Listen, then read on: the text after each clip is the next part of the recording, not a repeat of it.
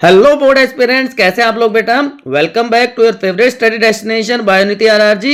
जहां पे ब्रह्मास्त्र सीरीज में हम बात कर रहे हैं वन शॉट की पूरा का पूरा चैप्टर एक बार में हम डिस्कस कर रहे हैं। और डिफिकल्टी वाइज हमने 3 कैटेगरीज में चैप्टर को डिवाइड किया था। हार्डेस्ट चैप्टर्स 5 ऑलरेडी आपके स्टडी डेस्टिनेशन बायोनिति आरआरजी पर अवेलेबल है। आप सफलता सीरीज में प्लेलिस्ट में जाकर देख सकते हैं। उसके बाद हम मीडियल चैप्टर्स में बात कर रहे हैं। सबसे पहले माइक्रोब्स इन ह्यूमन वेलफेयर। तो let's start without any delay. तो आज की ट्रिक है rabbit open make amazing nest. तो ये सारे के सारे जो माइक्रोब्स बायो फर्टिलाइजर की तरह यूज कर सकते हैं उसके लिए है। तो रैबिट के आर से हो गया राइजोबियम, ओपन से ओसिलेटेरिया, मेक के एम से क्या बन गया बच्चों, माइकोराइजा, अमेजिंग के ए से एजिटोबैक्टर एंड नेस्ट के एन से हो गया नोस्टो। तो ये वो सारे माइक्रोब्स हैं जिसको हम as a bio fertilizer use करते हैं। तो एक सिंपल सेंटेंस से आप ये सारे के सारे इजिली याद कर पाएंगे। ठीक है ना बेटा। हेलो फ्यूचर डॉक्टर्स, कैसे हैं आप लोग बेटा। तो आज हम चैलेंज में बात करते हैं माइक्रोब इन ह्यूमन वेलफेयर की। तो बायो माइक्रोब बच्चों हमारे जो बायोलॉजिकल सिस्टम है हमारा, उसके बहुत इंपॉर्टेंट कंपोनेंट है, राइट। ऐसे माइक्रोस्कोपिक ऑर्गेनिज्म है जो ओमनी प्रेजेंट है। ओमनी प्रेजेंट को आप कह सकते हैं यत्र तत्र सर्वत्र, हर जगह प्रेजेंट है। आप किसी भी जगह का नाम लीजिए वहां पे वो मिल जाएंगे। And they show great diversity also. Shape, size, structure में बहुत सारे वेरिएशन मिलते हैं। They are very small, so they can not be seen with the naked आई।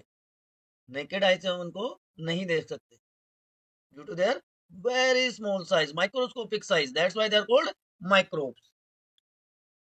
ये देखिए, ओमनी प्रेजेंट का मतलब ही ये होता है कि in soil, water, air, inside our bodies, animal, plant की बॉडी में भी वो प्रेजेंट होते हैं। So they shows a great diversity in their shape, size.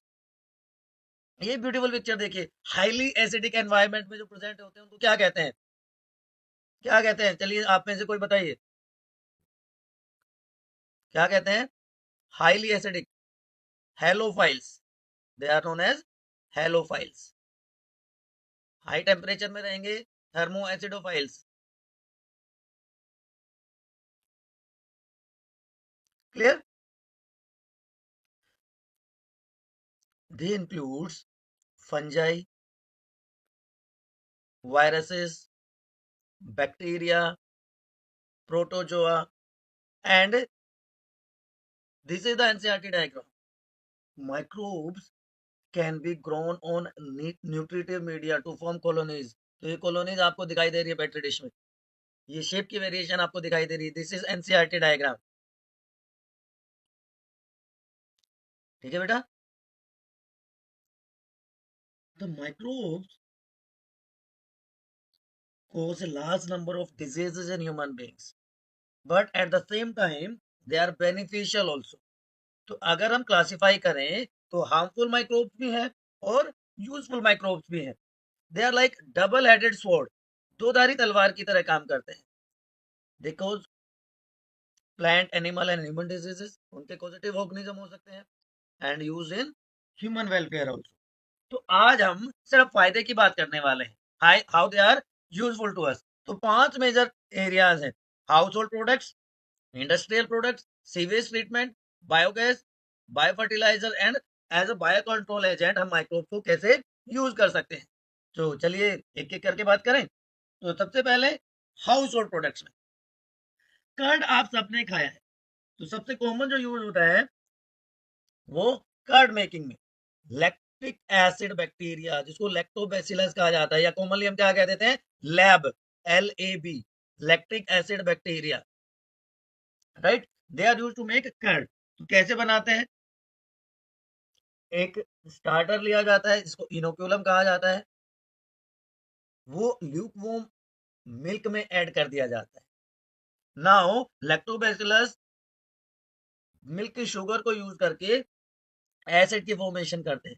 ये मिल्क में जो शुगर प्रेजेंट है उससे बना देते हैं acid, this acid undergoes coagulation, और जो मिल्क के प्रोटीन थे, मिल्क प्रोटीन को डाइजेस्ट कर देता है, right. It improve nutritional quality of milk because it have vitamin B12, right, जो ज्यादा beneficial हो जाता है. A number of organic compounds are also found in curd. These bacteria are very useful for our health as they prevent the growth of disease causing microbes in our stomach. ठीक है. Lactic acid bacteria से एक और product बनता है जिसको yogurt कहा जाता है. Yogurt, right. स्ट्रेप्टोकोकस थर्मोफाइलस या लैक्टोबैसिलस बल्गैरिस से भी मिलता है. चलिए, अब एक प्रोडक्ट हो गया. अब हम आगे चलते हैं, योगर्ट की जो मैं बात बता रहा था. ठीक है. तो लैक्टोबैसिलस बल्गैरिस या बल्गैरिकस या स्ट्रेप्टोकोकस थर्मोफाइलस, इससे योगर्ट बनाया जाता है. देन डो, जो हम डिलीशियस डोसा इडली खाते हैं, वहां पे भी जो डो होता है वो बैक्टीरिया की हेल्प से फर्मेंट किया जाता है बेटा. जो पफी अपीयरेंस होती है डो की, वो CO2 की प्रोडक्शन से होती है. During fermentation process CO2 gas is release, और जब वो बाहर निकलती है तो होल्स प्रोड्यूस होते हैं. इसी तरह ब्रेड मेकिंग में सैक्रोमाइसिस सेरेवेसी यूज किया जाता है, राइट, जिसको हम बेकर यीस्ट भी कहते हैं. कुछ ट्रेडिशनल प्रोडक्ट्स हैं लाइक टोडी. सदर्न इंडिया में it is fermented SAP from, it is prepared from fermented SAP of palm tree, वहां से बनाया जाता है. क्लियर. तो ये टोडी हो गया आपके लिए. देखो, पाम सैप के फर्मेंटेशन से यीस्ट का फर्मेंटेशन होता है, यीस्ट फर्मेंटेशन कॉज करता है.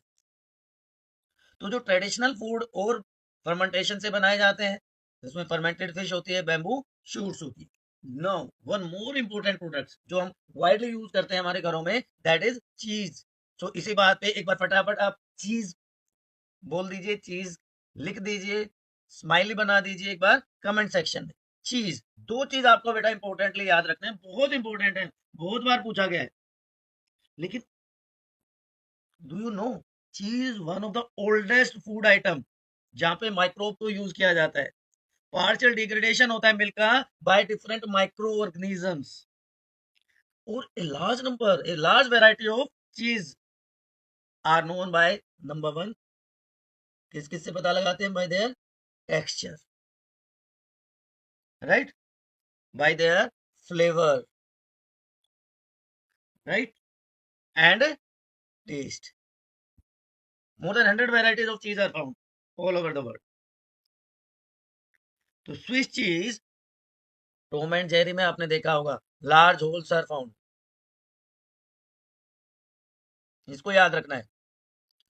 प्रोपियोनियोबैक्टीरियम शेरमेनी, याद रहेगा.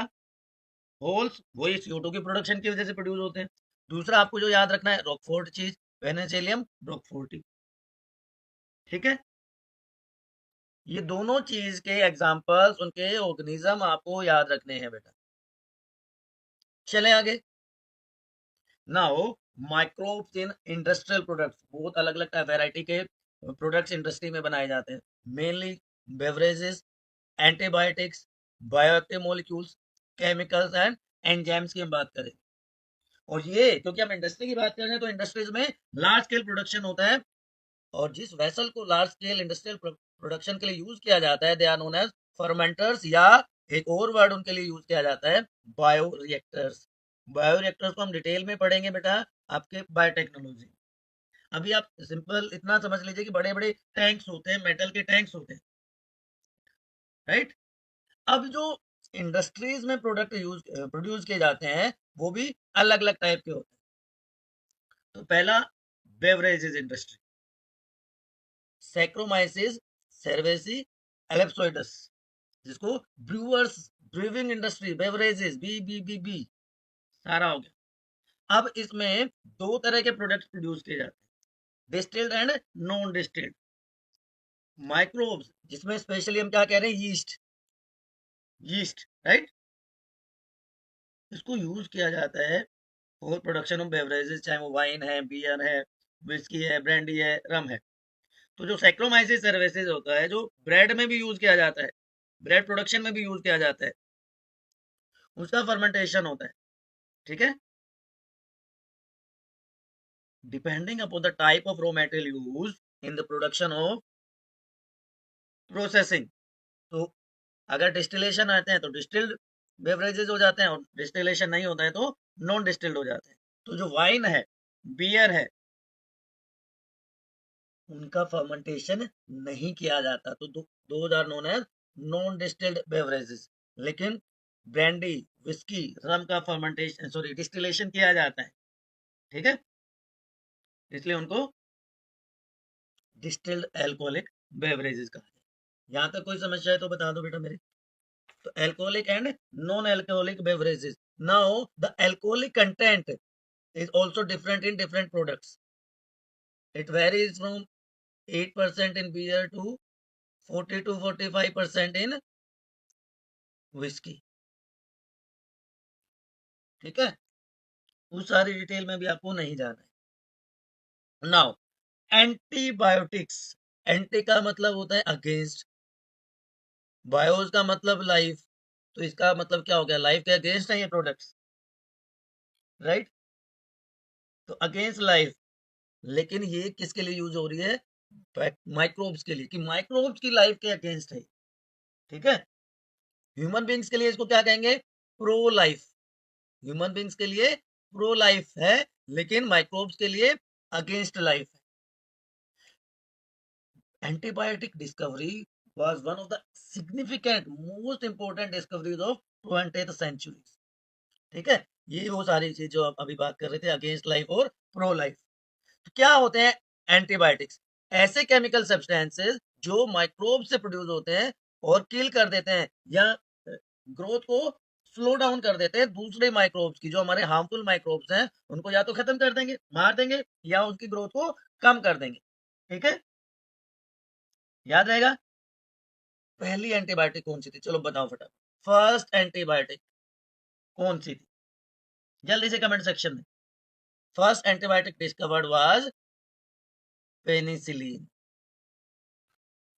ठीक है, पेनिसिलिन, याद रहेगा। किसने बनाई थी, अलेक्जेंडर फ्लेमिंग ने। चलो, यहां तक कोई कंफ्यूजन, चलो। फिर अलेक्जेंडर फ्लेमिंग ने अकेले ने बनाई, तो ये दो साइंटिस्ट और थे, इनको नोबेल प्राइज क्यों मिला, फ्लोरी और चेन को। और यहाँ पे ये सोल्जर्स क्या कर रहे हैं, आप देखो, जब फ्लेमिंग ने काम किया ना बेटा, फ्लेमिंग ने जब डिस्कवरी की, उसने उसने क्या देखा, एक मोल्ड है, उसने केमिकल प्रोड्यूस किया जो बैक्टीरिया की ग्रोथ को रोक देता है, जिसको उसने पेनिसिलिन नाम दिया, क्योंकि माइक्रोब कौन सा था, Penicillium notatum, Penicillium notatum microbe से। तो कई बार कंफ्यूज करने के लिए क्वेश्चन आता है कि first antibiotic was isolated from Penicillium notatum या दूसरे पेनिसिलियम क्राइसोथेम, दूसरे ऑप्शंस होंगे, तो आपको क्या करना है, नोटेटम कर, लेकिन उसने तो बता दिया, ठीक है। प्रोडक्शन जो है, लार्ज स्केल प्रोडक्शन या इंडस्ट्रियल या कमर्शियल प्रोडक्शन के लिए जो कंट्रीब्यूशन दिया वो फ्लोरी एंड चेन को दिया जाता है, इसीलिए they got Nobel prize in 1945 for discovery and production of penicillin. और वर्ल्ड वार 2 में इसको वाइडली यूज किया गया, इसलिए सोल्जर्स आपको दिख रहे हैं, ठीक है, टू ट्रीट अफ्रीकन सोल्जर्स जो वुंडेड थे, जो घायल थे, उनको ट्रीट करने के लिए तो यूज किया गया। तो कैसे बनाया जाता है, एंटीबायोटिक की प्रोडक्शन कैसे होती है, बहुत सिंपल से स्टेप हैं, 4 एंटीबायोटिक प्रोडक्शन की, 4 सिंपल स्टेप हैं। पहला स्टेप कहते हैं ना, फर्स्ट थिंग फर्स्ट, पहला होता है कल्चर करना। हमने शुरू में देखा था पेट्री डिशेस में कि न्यूट्रिएंट मीडिया में माइक्रो ऑर्गेनिजम्स ऑप्टिमम कंडीशन में, माइक्रो ऑर्गेनिजम्स जो हमारे क्या है एंटीबायोटिक्स प्रोड्यूस करेगी इन ऑप्टिमम कंडीशंस, और किस पे ग्रो करते हैं उनको, न्यूट्रिएंट मीडिया, इन न्यूट्रिएंट मीडिया। ठीक है बच्चों, समझ में आ गई बात। एक बार हमने उनको कल्चर कर दिया, ग्रो करवा लिया, ग्रो करने के बाद क्या करेंगे, आइसोलेशन भी तो करना पड़ेगा, आइसोलेट भी तो करना पड़ेगा, अलग भी तो करना पड़ेगा, तो उसका आइसोलेशन करते हैं इनटू द मीडियम। बना लिया, सॉरी ग्रो करवा दिया, आइसोलेट कर दिया, तो उसको अलग भी तो करना पड़ेगा, एक्सट्रैक्शन वहां से निकालना भी तो पड़ेगा। तो थर्ड स्टेप होता है एक्सट्रैक्शन, और इसमें उसका प्यूरिफिकेशन भी किया जाता है। तो एक्सट्रैक्शन एंड प्यूरिफिकेशन आप कह सकते हो फ्रॉम मीडिया, जो न्यूट्रिएंट मीडिया थे वहां से।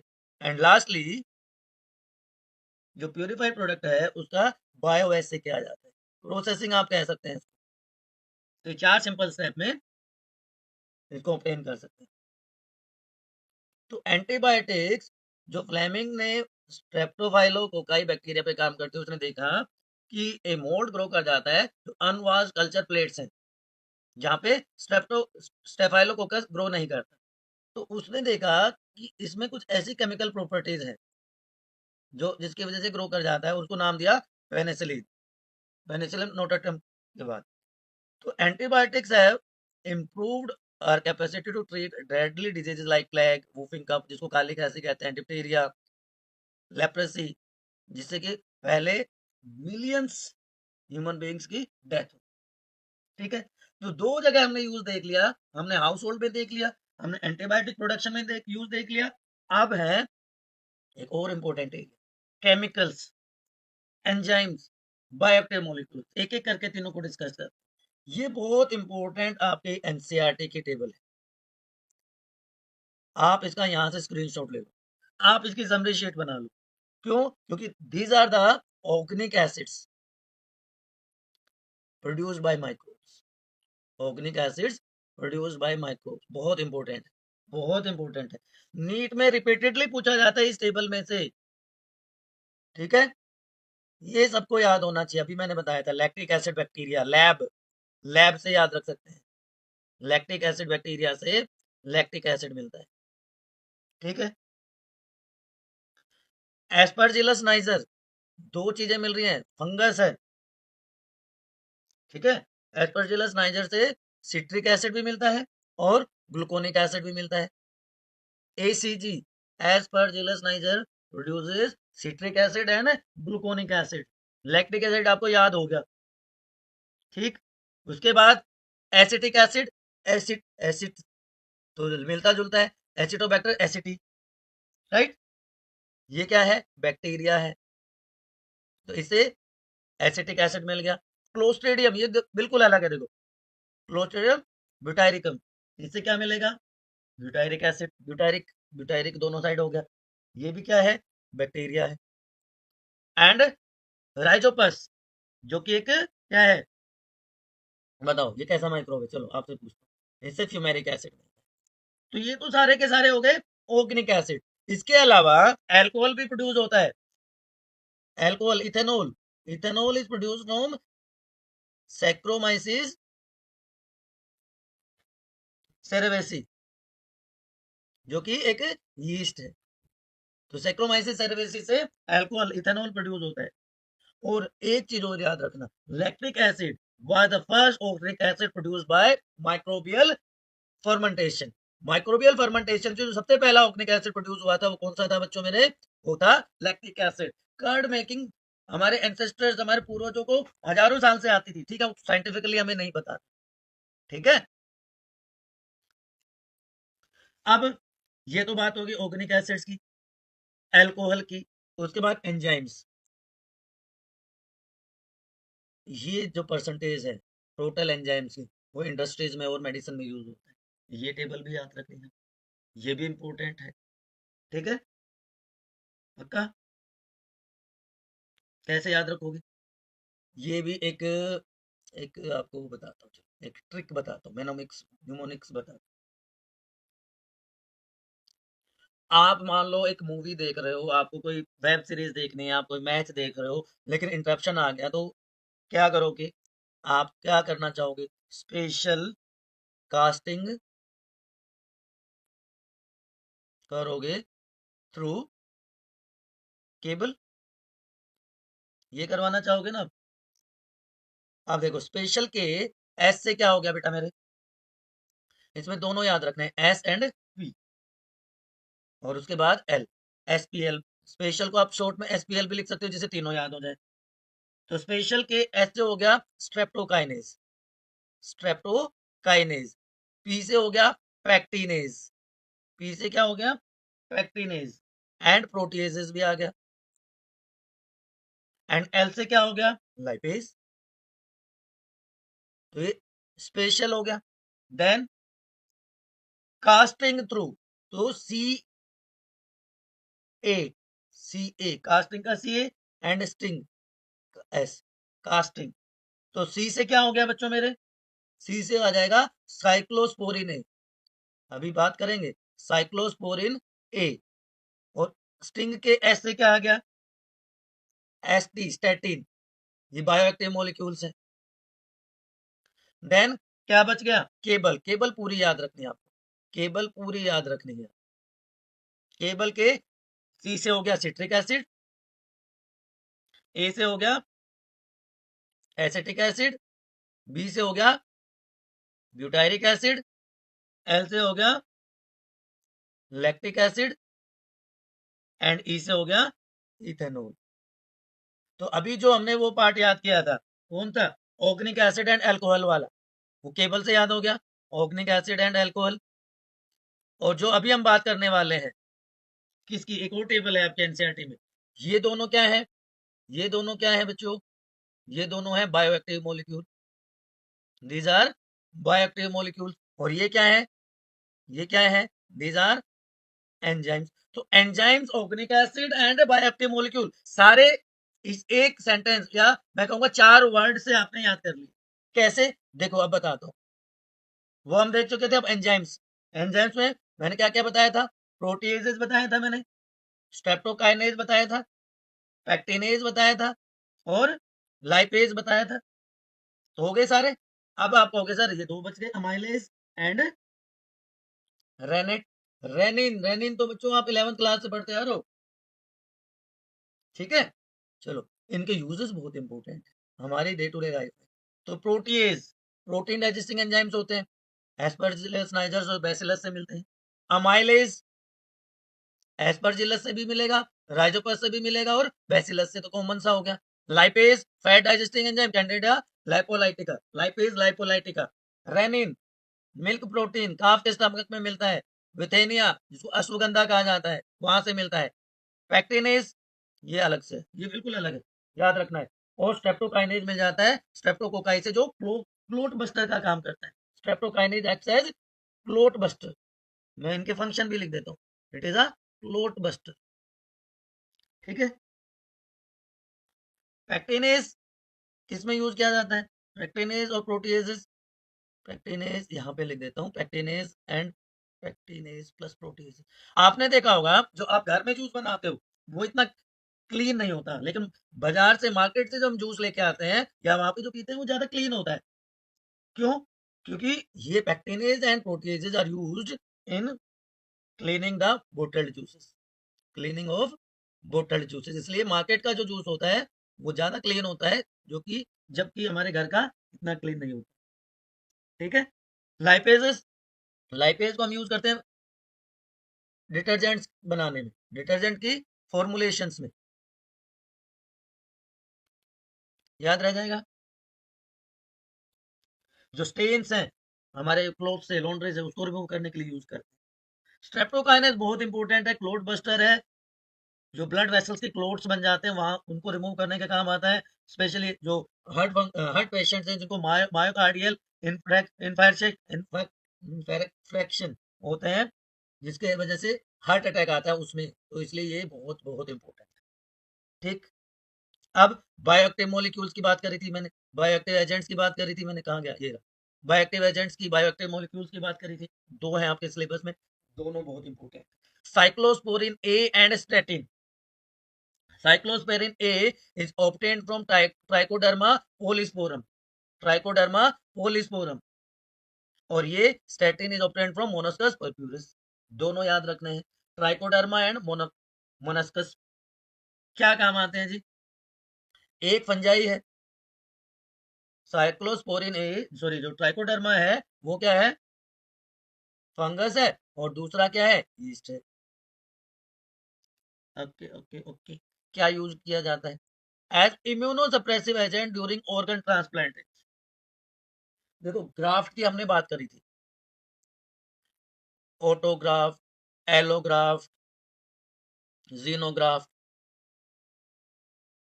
तो जब ग्राफ्ट होता है तो, या ब्लड ट्रांसफ्यूजन होता है, ऑर्गन ट्रांसप्लांट होता है, तो रिजेक्शन के चांसेस बहुत बढ़ जाते हैं। तो ऐसे पेशेंट जिनमें ऑर्गन ट्रांसप्लांट होता है उनको लाइफ टाइम इम्यूनोसप्रेसिव ड्रग्स लेनी पड़ती है, मैंने बताया था ह्यूमन हेल्थ एंड डिजीज। तो ये जो साइक्लोस्पोरिन ए जो मिलता है ट्राइकोडर्मा पोलिस्पोरम से, ये इम्यूनोसप्रेसिव एजेंट का काम करता है ऑर्गन ट्रांसप्लांट। इसी तरह जो स्टैटिन है वो ब्लड कोलेस्ट्रॉल को कम करने के काम आता है। क्यों, कैसे? ये कंपिटिटिव इनिबिशन शो करते हैं, किसके साथ? कंपिटिटिव इनिबिशन शो करते हैं with inhibition with enzyme responsible for cholesterol production, cholesterol synthesis. तो कोलेस्ट्रॉल बनाने वाले जो एंजाइम्स हैं उनको अपना काम नहीं करने, इनडायरेक्टली आप ये बोल सकते। ठीक है बच्चों, मेरे याद रह जाएगा। चलो जी, चलो चलो चलो चलो चलो। तो ये आपके सारे यूजेस हो गए, चाहे वो हमने बात करी, स्टार्टिंग हमने कहाँ से की? हाउस होल्ड प्रोडक्ट से, फिर हमने बात करी एंटीबायोटिक्स की, फिर हमने बेवरेजेस की बात करी, फिर केमिकल्स मतलब organic acids, alcohol, then enzymes, then bioactive molecules, सारे के सारे एग्जांपल्स हमने याद कर लिए, बहुत बहुत इंपॉर्टेंट है। लेकिन मैंने ट्राई किया आपको सिंप्लीफाइड वे में बताना। अब दो और मेजर यूजेस है। बायोगैस प्रोडक्शन, जिसको हमारे कॉमन लैंग्वेज में गोबर गैस कहा जाता है, बहुत इंपॉर्टेंट है। और जो जिस हिसाब से शॉर्टेज है हमारे इंडिया में फ्यूल की, उसके लिए बहुत बहुत इंपॉर्टेंट। तो बायोगैस क्या होती है? बायोगैस बेटा सिंपल वर्ड में मैं आपको बताऊं तो biogas is a mixture of gases, mixture of gases, जिसमें मेन गैस कौन सी है? मीथेन। तो मीथेन रिच फ्यूल है which is produced by anaerobic breakdown या digestion of biomass, substrate level breakdown, ठीक है। It is used as in excellent fuel. जो common microbe इसमें यूज किया जाता है that they are known as methanogens, ठीक है, जो मीथेन प्रोड्यूसिंग बैक्टीरिया है। कौन सा मटेरियल यूज किया जाता है इसको बनाने के लिए भी, बायोगैस की प्रोडक्शन के लिए? तो कोई भी वेस्ट है, चाहे हमारा डोमेस्टिक वेस्ट है, इंडस्ट्रियल वेस्ट है, प्लांट एनिमल वेस्ट है, एग्रीकल्चरल वेस्ट है, काऊ डंग है, ठीक है, उसको यूज किया जाता है। इससे दो फायदे होते हैं, एक तो हमें क्या मिल गया? गोबर गैस मिल गई, और जो लेफ्ट ओवर पार्ट है जो बच गया पीछे, उसको एज अ मैन्योर यूज किया जाता है, क्योंकि उसमें लिग्निन और सेलुलोज बहुत गुड अमाउंट में प्रेजेंट। ठीक है बेटा मेरे, याद रहेगा। अब मिथेनोजेंस क्या होते हैं? मीथेन प्रोड्यूसिंग ऑर्गेनिजम्स है, they are found in gut of animals, specially जो रूमिनेंट एनिमल्स होते हैं लाइक काऊ, उनकी गट में मिलते हैं। इसलिए आपने देखा होगा जो काऊ डंग होती है इसमें पेक्यूलियर स्मेल आती है, that is due to production of methane gas, right, याद रह जाएगा। तो मिथेनोबैक्टीरियम। अब बायोगैस की कंपोजिशन मैंने बताया ना, it's a mixture of gases, but main component क्या है? मीथेन। तो 50 to 60% क्या है? मीथेन गैस है। तो काऊ डंग से हमने मीथेन गैस प्रोड्यूस करनी, ठीक है, जिसको एज ग्रीन एनर्जी यूज किया जाता है। उससे तो एज उसको fuel, as a fuel use कर लिया हमने। और जो सेकंड पार्ट था उसको एज ए मैन्योर यूज कर लिया। क्यों? उसमें क्या चीजें हैं? उसमें लिग्निन है, और उसमें क्या है? सेलुलोज है, ठीक। तो ये बाकी गैसेज है। सेकंड मोस्ट अबंडेंट गैस क्या है? Carbon dioxide. उसके बाद नाइट्रोजन, हाइड्रोजन और ऑक्सीजन के ट्रेसेस मिलते हैं। एडवांटेजेस ऑलरेडी मैंने बता दी कि सबसे पहली बात तो प्रेजेंट सिनेरियो में क्या है, रिन्यूएबल सोर्स है एनर्जी। दूसरा है पॉल्यूशन फ्री है, इको फ्रेंडली है। तीसरा क्या है, कंप्लीट कंबशन होता है तो स्मोक प्रोड्यूस नहीं होता, चीप है, सेफ है, ठीक है, और नॉन कन्वेंशनल सोर्स है। दूसरा फायदा कि गैस के साथ साथ फ्यूल के साथ साथ हमें क्या मिल रहा है, हमें फर्टिलाइजर भी मिल रहा है, लिग्निन और सेलुलोज रिच, है ना। तो ये ड्यूल पर्पस होता है। अब एक टिपिकल बायोगैस प्लांट क्या होता है, कैसे काम करता है? इसमें हमें ये तो पता है कि अनाएरोबिक क्या होता है, अनाएरोबिक ब्रेकडाउन होता है। जो ये वेसल आपको दिख रहा है, it is known as digester. एक एयर टाइट एनक्लोज्ड सिलेंडर होता है, सिलेंड्रिकल टैंक होता है, जो एक 10 to 15 फीट डीप होल में डाला जाता है, ठीक है। ओके जी, डाल दिया जी। उसके बाद क्या होगा, इसमें काऊ डंग प्लस वाटर, जिसको हम स्लरी कहते हैं, वो ऐड की जाती है। ओके जी, डाल दिया। उसके बाद क्या होगा, उसके बाद प्रोसेसिंग होगी, अनारोबिक डाइजेशन होगा, और एक आउटलेट। तो इनलेट से तो हमने स्लरी डाल दी, ये इनलेट हो गया। इनलेट से हमने स्लरी डाल दी, काऊ डंग प्लस वाटर मिक्स करके डाल दिया। अब एक आउटलेट होगा, एक पाइप होगा, जिसके थ्रू गैस को कलेक्ट किया जाएगा, ठीक है। और एक दूसरा आउटलेट भी होगा, जिसमें जो स्पेंट स्लरी है उसको रिमूव किया जाएगा, जिसको हम स्लज कहेंगे अब, और उसको एज अ मैन्योर यूज कर लिया जाएगा। तो ये टिपिकल बायोगैस प्लांट, ठीक है, टिपिकल बायोगैस प्लांट है ये। दूसरी तरीके से आप देख सकते हो कि इसमें एक कंक्रीट टैंक है, जिसको हम डाइजेस्टर कह रहे हैं। एक फ्लोटिंग वाटर का सॉरी कवर है, जिसको उसके ऊपर रखा जाता है, जो ऊपर की तरफ उठता रहता है। आउटलेट है टू पाइपलाइन कह सकते हैं, टू सप्लाई बायोगैस। आउटलेट है टू रिमूव स्लरी स्लज, जिसको एज अ फर्टिलाइजर यूज करें, ठीक है।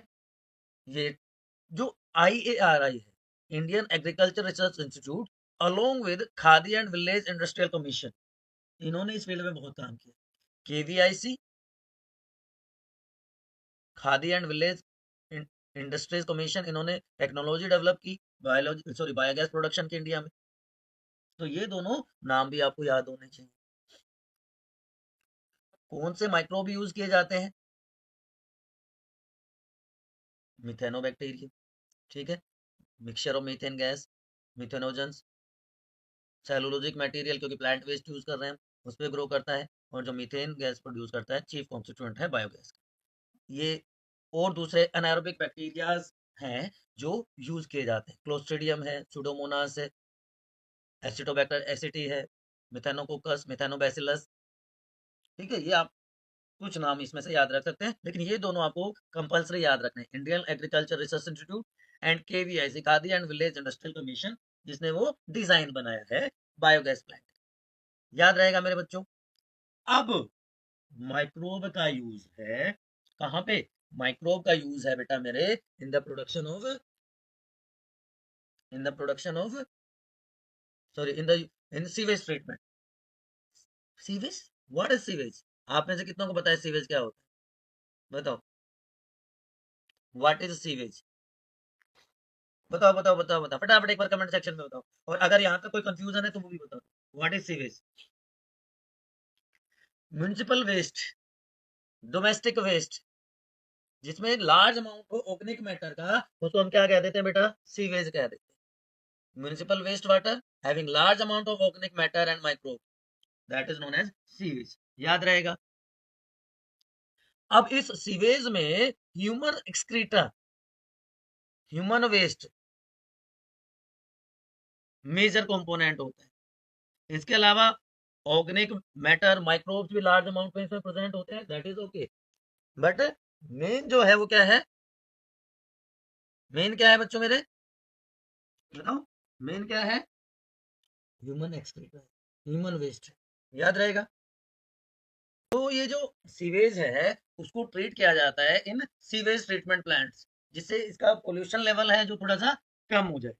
ठीक है, तो 2 स्टेजेस में इसको कंप्लीट किया जाता है, प्राइमरी जिसको हम फिजिकल ट्रीटमेंट भी कहते हैं, एंड सेकेंडरी ट्रीटमेंट जो कि बायोलॉजिकल ट्रीटमेंट माइक्रोस्कोप में यूज किया जाता है।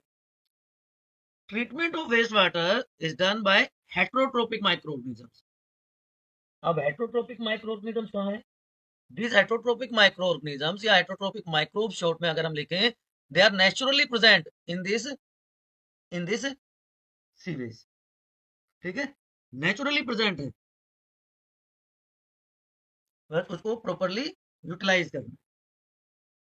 ठीक है, तो चलिए एक एक करके डिस्कस करते हैं। लार्ज क्वांटिटी जो है वेस्ट वाटर की इससे जनरेट होती है ना, और म्यूनिसिपल वेस्ट है जिसको हम सीवेज कह रहे हैं, वी ऑलरेडी नो दैट। एक क्विक रिकैप है एक तरह से हम कह सकते हैं। ऑर्गेनिक मैटर इसमें प्रेजेंट है, और ये इतना हार्मफुल होता है, इसमें इतने सारे केमिकल्स होते हैं कि इसको हम डायरेक्टली डिस्चार्ज नहीं कर सकते नेचुरल वाटर बॉडीज में। लेकिन आजकल क्या हो रहा है, आजकल जो इंडस्ट्रियल इफ्लुएंट्स हैं वो भी डायरेक्टली इसमें डाले जा रहे हैं। It is very bad practice. तो अब हम बात करते हैं पहले प्राइमरी ट्रीटमेंट। ये सीवेज ट्रीटमेंट प्लांट आपको दिख रहा है। प्राइमरी ट्रीटमेंट 2 स्टेजेस में करना है। प्राइमरी ट्रीटमेंट को और क्या कहते हैं बच्चों मेरे? It is also known as physical treatment. चलो पूरा ही लिख देता हूँ, फिजिकल ट्रीटमेंट कहते हैं इसको। इसमें क्या करना है? It involve physical removal of large particles, large and small form sewage. इसमें 2 प्रैक्टिसेस हम कर सकते हैं। इसमें 2 प्रैक्टिसेस होती हैं इनफैक्ट, एक फिल्ट्रेशन होता है, एक सेडिमेंटेशन होता है। सो फिल्ट्रेशन एंड सेडिमेंटेशन।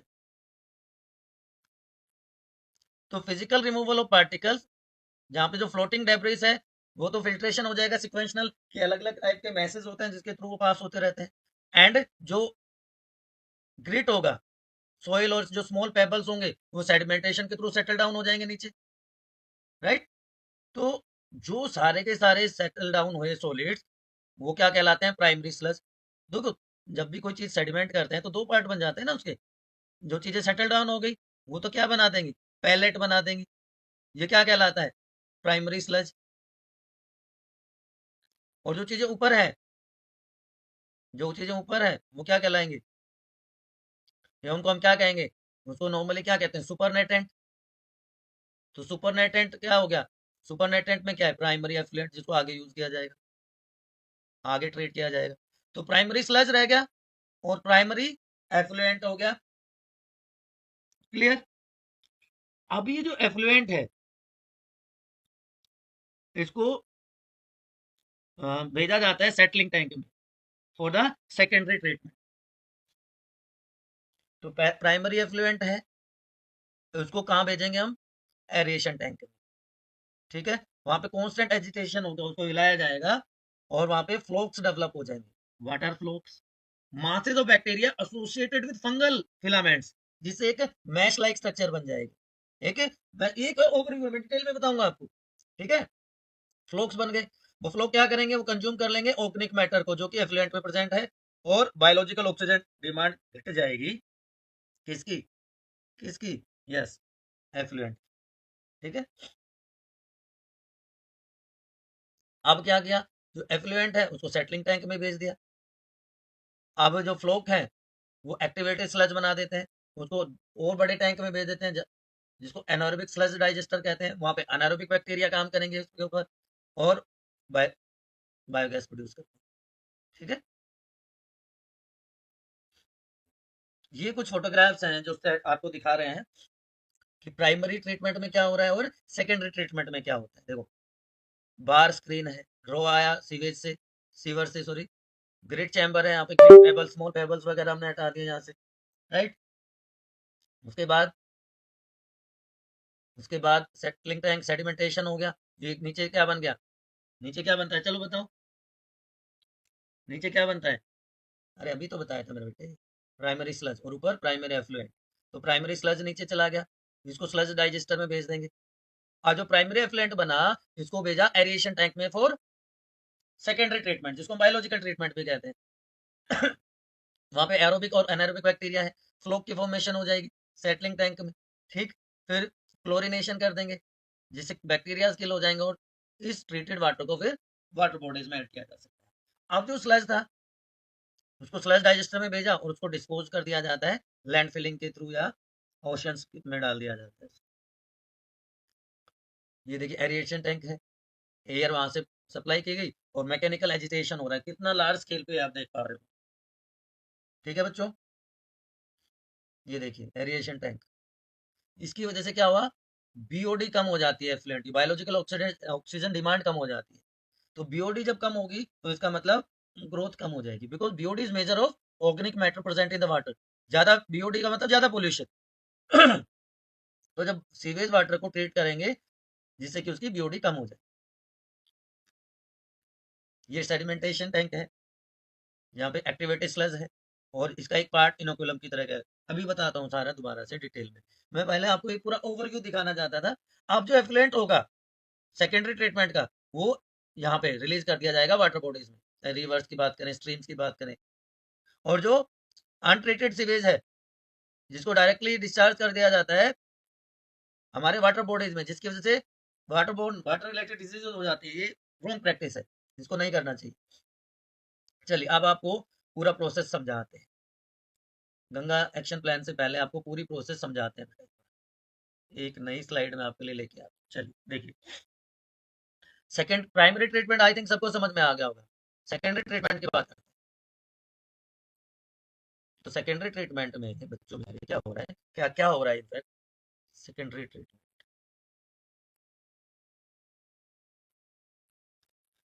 की, बायोलॉजिकल ट्रीटमेंट इसको कहा जाता है। अब जो इफ्लुएंट आया, इफ्लुएंट कहाँ से आया, इफ्लुएंट फ्रॉम प्राइमरी ट्रीटमेंट, उसको भेज दिया जाता है एरिएशन टैंक में। एयर मिक्स करनी है एक तरह से, एरिएशन का मतलब आप ये समझ लीजिए। ठीक है,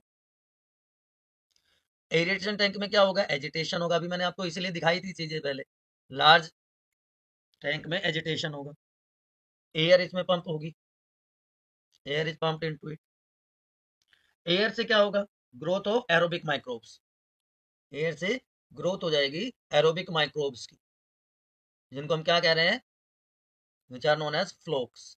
तो फ्लोक क्या है बच्चों मेरे, फ्लोक क्या है बताओ, floc is mass of bacteria with with क्या बताया था अभी, plus fungal filament, fungal hyphae कह सकते हैं, फंगल फिलामेंट कह सकते हैं, जिसे एक क्या बन जाएगी, एक मैश लाइक स्ट्रक्चर बन जाएगी जो ट्रैप कर लेगी माइक्रोब्स।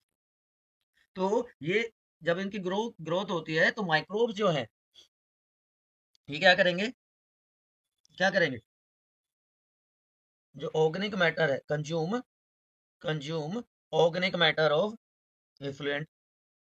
बात समझना, ऑर्गेनिक मैटर जो है एफ्लुएंट का उसको कंज्यूम कर लिया तो उससे क्या है, उसकी बायोलॉजिकल ऑक्सीजन डिमांड है, बीओडी क्या है वो रिड्यूस हो गई। और अभी मैंने बताया था BOD is indicator of pollution level. High BOD का मतलब हाई पोल्यूशन, बीओडी कम हो गई मतलब पोल्यूशन कम हो गया। तो amount of oxygen consumed if all the organic matter in 1 litre water oxidised by bacteria, उसको क्या कहते हैं बच्चों, उसको बीओडी कहते हैं। तो बीओडी कम हो गई मतलब पोल्यूशन लेवल हमने कम कर दिया। इस सीवेज वाटर को कंटिन्यूसली ट्रीट किया जाता है जब तक कि उसकी बीओडी कम ना हो जाए। अब सिग्निफिकेंटली जब बीओडी उसकी रिड्यूस हो गई, then it is pass into another tank, जिसको हम क्या कह देंगे, सेटलिंग टैंक, सेटल होने के लिए। अब it is pass into settling tank. ठीक है बच्चों मेरे, सेटलिंग टैंक में भेज दिया। ठीक है, अब यहाँ पे क्या है, flocs are allowed to sediment. अब फिर से दो पार्ट हो गया, यहाँ पे फ्लोक तो सेडिमेंट हो गए नीचे बैठ के, सेडिमेंट बन गया फ्लोक का, तो क्योंकि उन्होंने अपना काम कर दिया। ठीक है, अब ये जो फ्लोक सेडिमेंट में हुए, अब इसको कहेंगे हम activated sludge, it is known as activated sludge. अब small part of this activated sludge is sent into the large tank, aeration tank जो था हमारा उसमें वापस से इसको भेजा जाता है, इसमें दोबारा से भेजा जाता है। यहाँ पे वो क्या काम करता है, इनोकुलम की तरह काम करता है। ठीक है, it acts as inoculum. Starter जैसे कर्ड बनाने के लिए मिल्क में डालते हैं ना, तो वहां यहाँ पे भी ये एक्टिवेटेड स्लज इनोकुलम का काम करता है। जो रिमेनिंग पार्ट है स्लज का, the remaining part of sludge is pumped into another tank, एक और टैंक में इसको भेज रहे। This tank is known as anaerobic sludge digester, anaerobic sludge digester, इसमें भेज देते हैं इसको, ठीक है। अब यहाँ पे अनारोबिक बैक्टीरिया प्रेजेंट है, यहाँ पे मिथेनोजेंस है, अनारोबिक बैक्टीरिया है, तो ये क्या करेंगे, ये मीथेन प्रोड्यूस कर देंगे, बायोगैस प्रोड्यूस कर देंगे, ठीक है। और ये जो एफ्लुएंट बच गया इसमें से, it is release into the natural water body, चाहे वो रिवर है, स्ट्रीम से, उसमें भेज दिया जाए, clear. So in this way waste water is treated and it is sent into the water bodies. Now government ऐसा नहीं है कि कुछ नहीं कर रही, government is also putting efforts. तो ministry of environment, forest and climate change, MOF, ठीक है। अब इसको ministry of environment and forest कह दिया गया है under national rivers conservation authority, इसके under national river conservation authority, national river conservation authority, इसके साथ मिलकर इन्होंने दोनों ने मिलकर काम किया है, स्टार्ट किया गंगा एक्शन प्लान, उसके बाद यमुना एक्शन प्लान भी स्टार्ट किया। तो Ganga action plan and Ganga action plan and Yamuna action plan उन्होंने स्टार्ट किया, ठीक है। तो गंगा एक्शन प्लान में कोशिश की गई कि गंगा को क्लीन किया जाए। इसके अलावा अब आगे गोमती, सतलुज एक्शन प्लान भी बनाए गए हैं to save these major river from pollution. तो इनमें क्या किया जाता है, देखिए इनकी हालत क्या है, इनकी हालत क्या है, सेम आप इसके लिए देख सकते हैं। तो Ganga and Yamuna action plan बनाए गए हैं, ठीक है। इसमें क्या किया जाता है, सीवेज ट्रीटमेंट प्लांट्स बनाए जाते हैं इनके आसपास, सीवेज ट्रीटमेंट प्लांट्स, और उसका रोल हमने देख लिया क्या कैसे काम करता है, already you know that. So that only treated water, only treated water,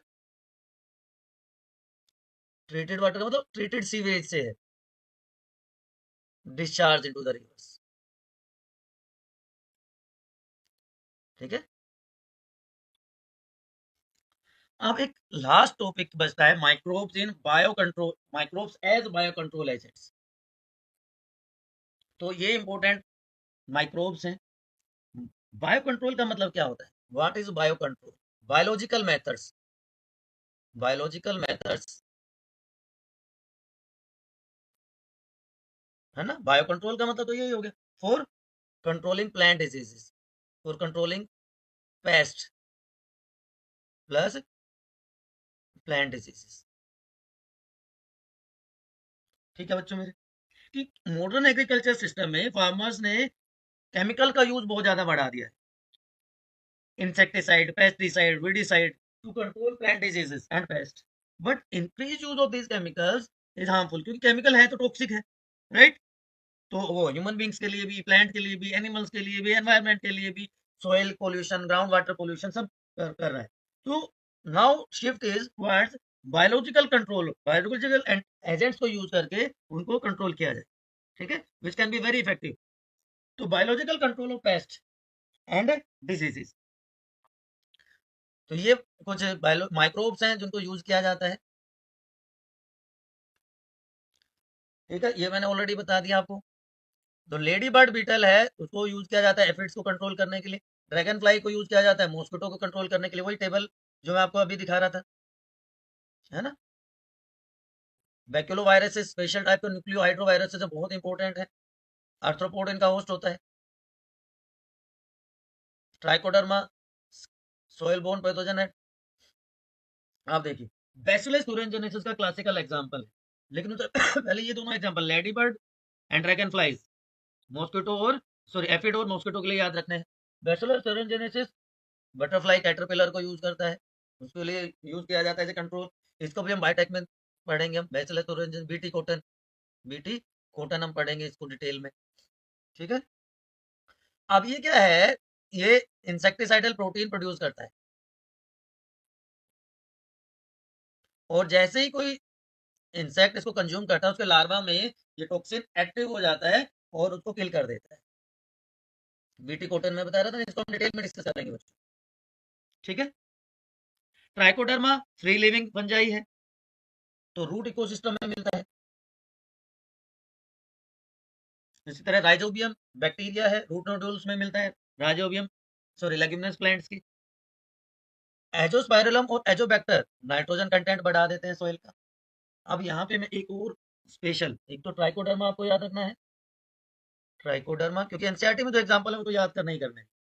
free living fungi, free living fungi है बच्चों, ठीक है।